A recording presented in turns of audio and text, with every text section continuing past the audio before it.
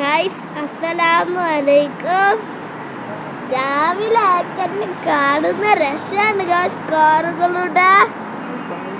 ഇത് ദുബായിലുള്ള റോഡിന്റെ അടുത്തുള്ള വണ്ടികളുടെ രക്ഷാണ് ഗൈസ്. ഇതൊക്കെ നിങ്ങൾ നോക്കൂ ഗൈസ്,